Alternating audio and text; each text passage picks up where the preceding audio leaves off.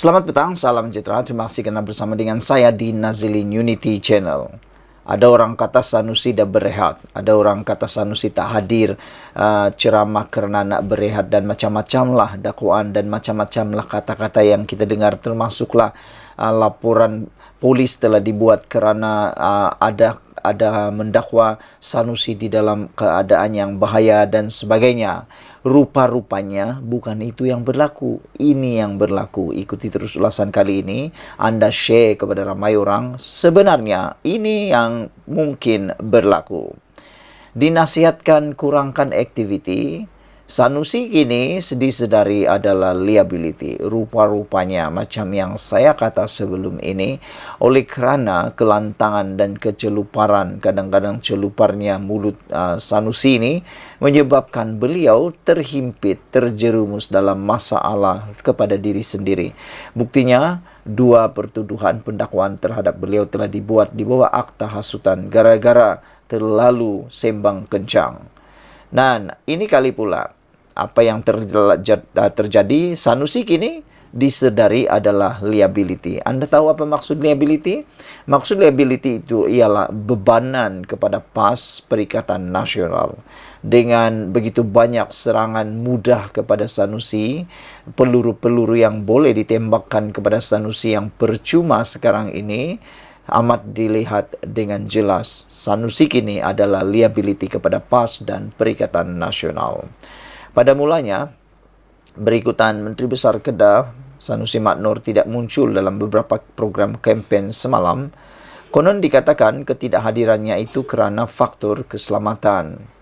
Setiausaha politiknya Afnan Hamidi Taib Azamuddin dilaporkan berkata, Sanusi dinasihatkan tidak berada di pentas ceramah buat masa ini kerana bimbang keselamatannya. Pagi tadi, Menteri Besar ada mesyuarat di Kuala Lumpur yang membincangkan perkara besar. Dan daripada itu, dinasihatkan beliau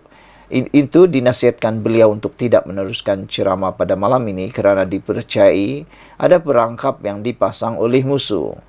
Perangkap itu menghendaki Menteri Besar kita masuk ke dalam itu. Dia pegang dan buat sesuatu yang tidak dijangka.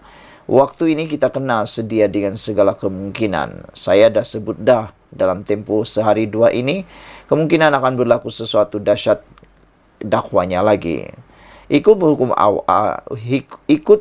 akal, amat tidak logik dan sukar sebenarnya menerima kemungkinan wujudnya suatu ancaman keselamatan terhadap Sanusi. Ini kerana beliau bukan pemimpin yang berbahaya.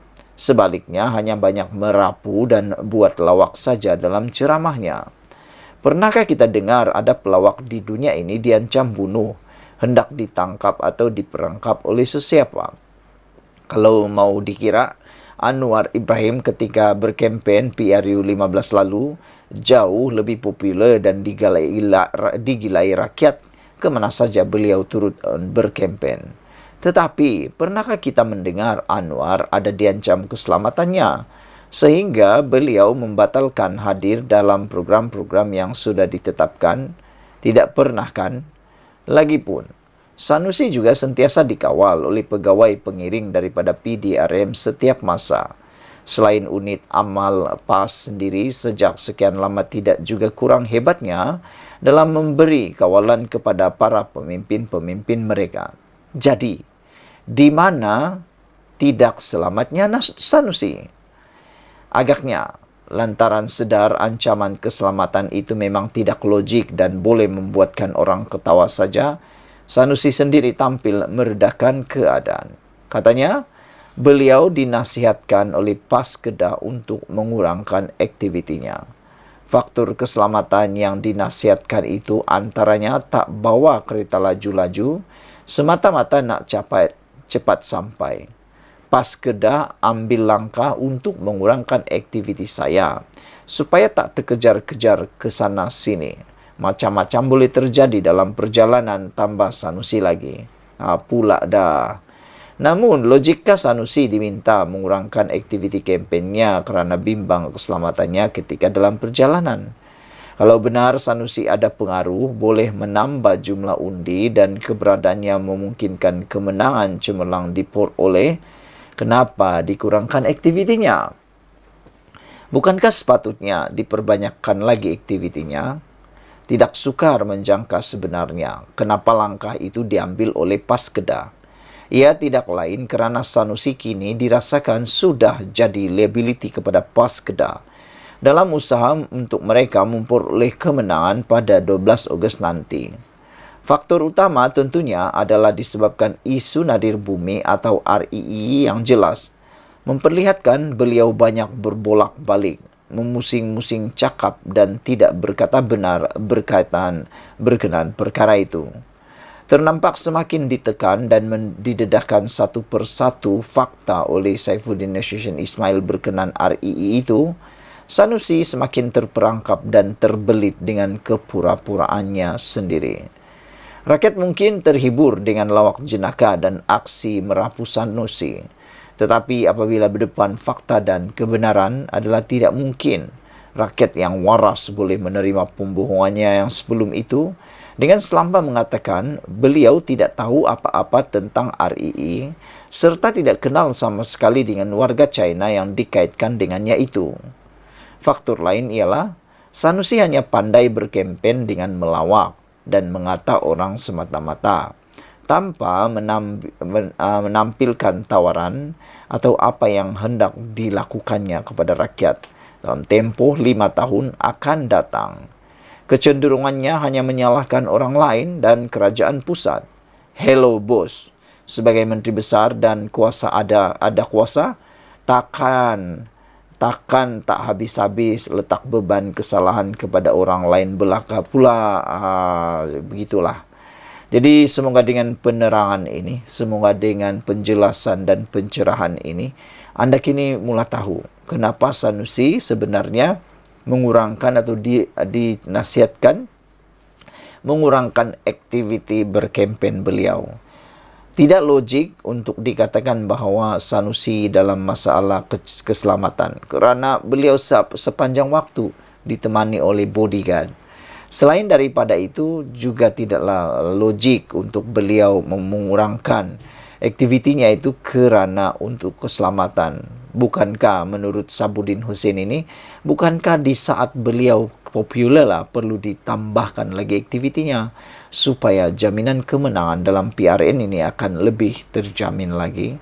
Menjadi persoalan kita sekarang ialah rupa-rupanya adakah Sanusi sekarang adalah liability besar kepada PAS dan sebabnya Sanusi direhatkan, dikurangkan aktiviti adalah untuk cuba mencari jalan untuk memutuskan ataupun untuk mengelakkan Sanusi lebih parah lagi menjadi beban kepada PAS dan juga Perikatan Nasional. Apa pendapat anda semua tentang pencerahan dan pendedahan pada petang ini? Sebelum itu jangan lupa tinggalkan komen anda, tekan butang subscribe. Kita jumpa lagi. Bye-bye.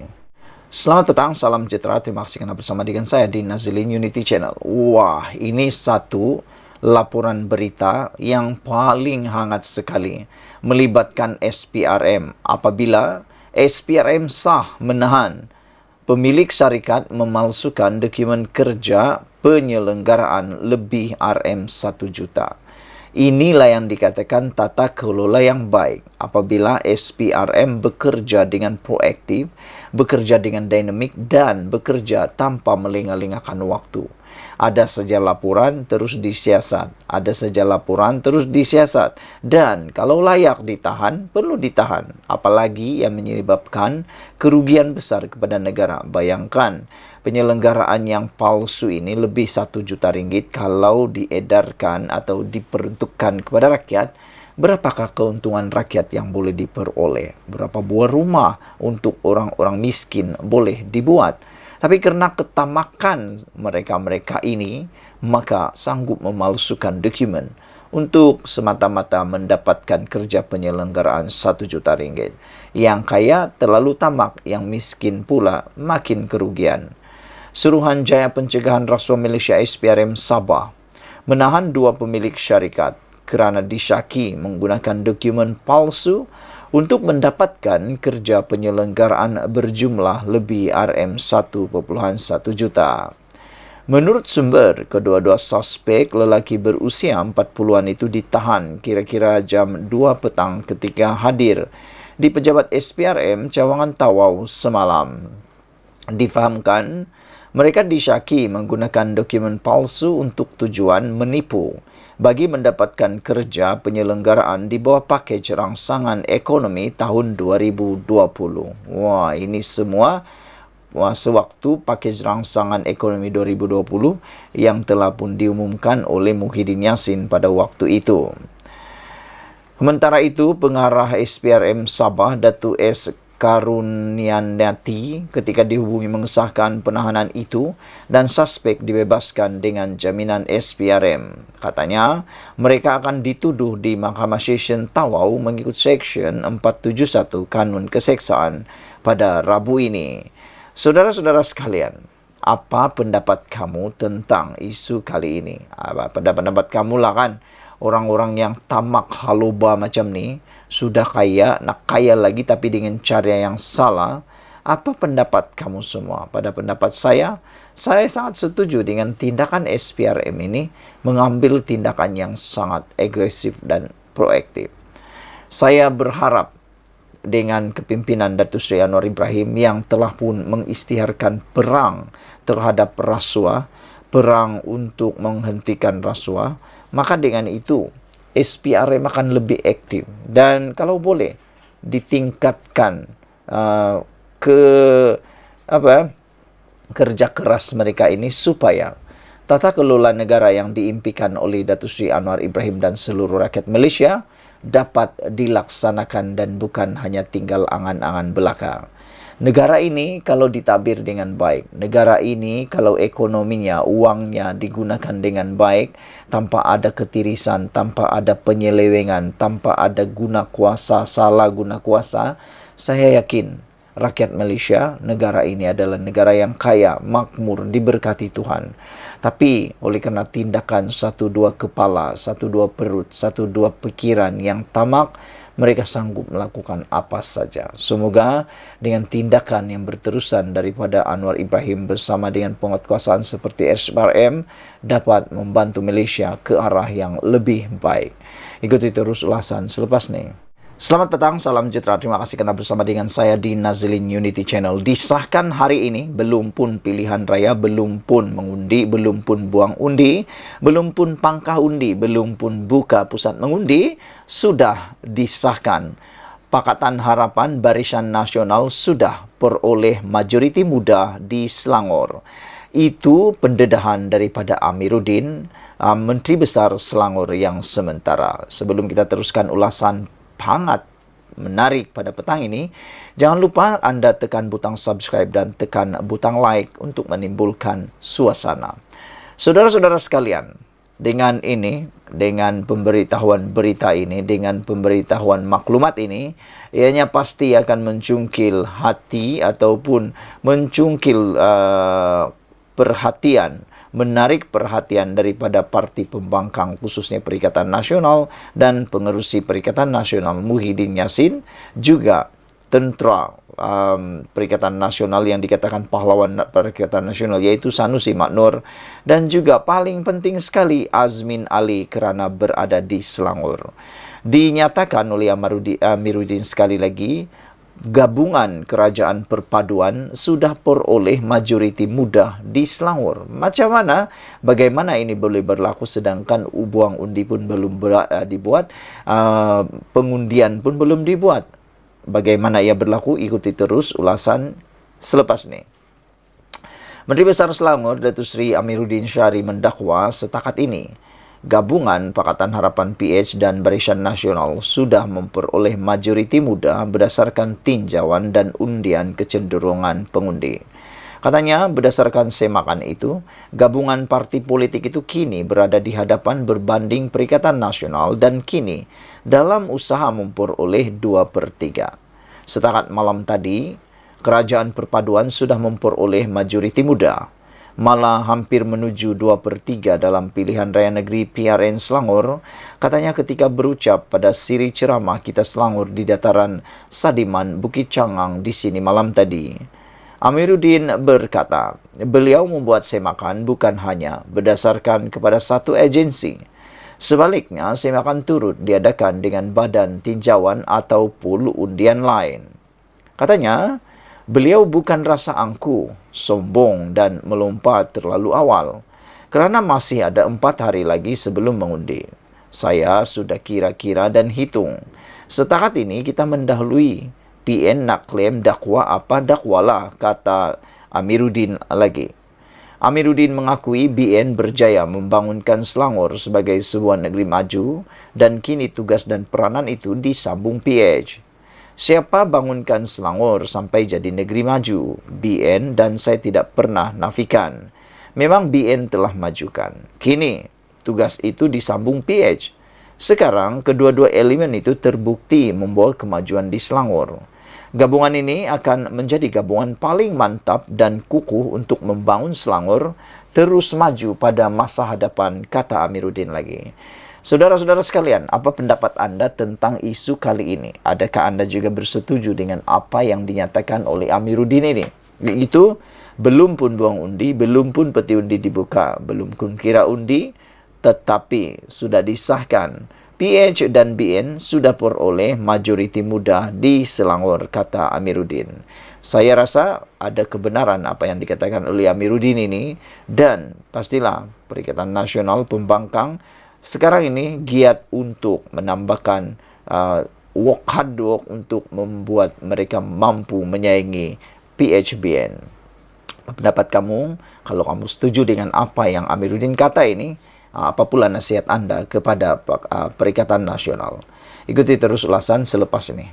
Selamat petang, salam sejahtera. Terima kasih karena bersama dengan saya di Nazilin Unity Channel. Ini satu kejutan besar, paling besar untuk Sanusi dan juga geng-geng Sanusi. Apabila dipetik daripada My Metro, polis akan panggil ahli parlimen dakwa ada perangkap untuk Sanusi. Isu ini makin tular dan makin membesar apabila gara-gara ada kononnya ahli parlimen dakwa ada perangkap untuk Sanusi. Polis Kedah akan memanggil seorang ahli parlimen untuk membantu siasatan berhubung kenyataan dikeluarkannya dalam ceramah kempen pilihan raya negeri PRN ke-15 di Sungai Petani baru-baru ini. Ketua Polis Kedah, Datuk Faisal Saleh berkata, setakat ini polis menerima 4 laporan berhubung kenyataan yang dibuat ahli parlimen terbabit. Beliau berkata kenyataan itu dilihat sebagai suatu fitnah dengan niat mendatangkan hianat awam yang boleh menggugat ketenteraman awam dan negara mengait keselamatan diri Menteri Besar Kedah Datuk Seri Muhammad Sanusi Maknor. Setakat ini, 4 individu yang membuat laporan polis sudah dipanggil untuk diambil keterangan. Susulan laporan yang dibuat, siasatan dijalankan mengikut Seksyen 505 dalam kurungan B Kanun Keseksaan dan Seksyen 233 Akta Komunikasi dan Multimedia 1998. Jika disabitkan kesalahan, boleh dihukum penjara sehingga 2 tahun atau denda atau kedua-duanya sekali, katanya selepas meninjau keadaan undi awal yang membabitkan 875 pegawai dan anggota di Ibu Pejabat Polis Kontijen IPK Kedah hari ini. Pada Ahad lalu, seorang ahli parlimen yang juga penceramah terakhir pada perhimpunan politik di Sungai Petani memaklumkan orang ramai bahawa seorang tokoh politik di negeri itu dinasihatkan supaya tidak menghadiri majlis itu atas sebab keselamatan. Ahli parlimen itu mendakwa tokoh politik itu dinasihatkan supaya tidak menghadiri perhimpunan itu kerana ada perangkap untuk menahannya. Mengulas lanjut, Faisal turut menasihatkan semua pihak atau parti politik yang menyertai pilihan raya supaya mengelak daripada membangkitkan naratif yang boleh menimbulkan kebimbangan mengenai keselamatan awam. Jangan mengguna kaedah yang boleh membawa kepada gangguan atau spekulasi, kata beliau lagi. Saudara-saudara sekalian, ada netizen dan juga penganalisis politik mengatakan bahawa kalau nak berpolitik, gunalah idea politik bukan dengan menggunakan isu-isu awam yang boleh menimbulkan ketidaktenteraman. Mereka memberikan cadangan. Gunalah idea atau modal modal dalam kempen seperti kelemahan di dalam kehidupan ekonomi rakyat, mau meningkatkan kualiti hidup rakyat, ketiadaan air, jalan raya maupun peluang pekerjaan atau meningkatkan ekonomi. Itu yang terbaik kata netizen. Jangan menimbulkan ketakutan pula. Kerana apa beza atau apakah kesudahan dengan menggunakan isu keselamatan? Ianya tidak mendatangkan apa-apa kebaikan, bahkan mungkin akan membawa mudarat kepada rakyat maupun negeri tersebut. Jadi oleh sebab itulah netizen memberikan cadangan dan nasihat supaya sesiapa yang mau berkempen dalam PRN kali ini, gunalah isu yang benar-benar dapat membantu rakyat, meningkatkan kualiti hidup rakyat, memakmurkan negeri maupun negara. Berhentilah menggunakan model atau modal politik yang murahan, yang hanya sekadar mahu mendapatkan publicity ataupun mahu mendapatkan simpati semata-mata. Tunjukkan dalam kempen tersebut anda mempunyai idea, modal untuk mahu menang, untuk membantu rakyat. Jangan sampai gara-gara anda nak mahu meraih undi, anda nak meraih simpati, anda nak mahu meraih pelbagai macam lagi keuntungan peribadi, ianya menggadaikan keselamatan negara itu sendiri. Ikuti terus ulasan selepas ini.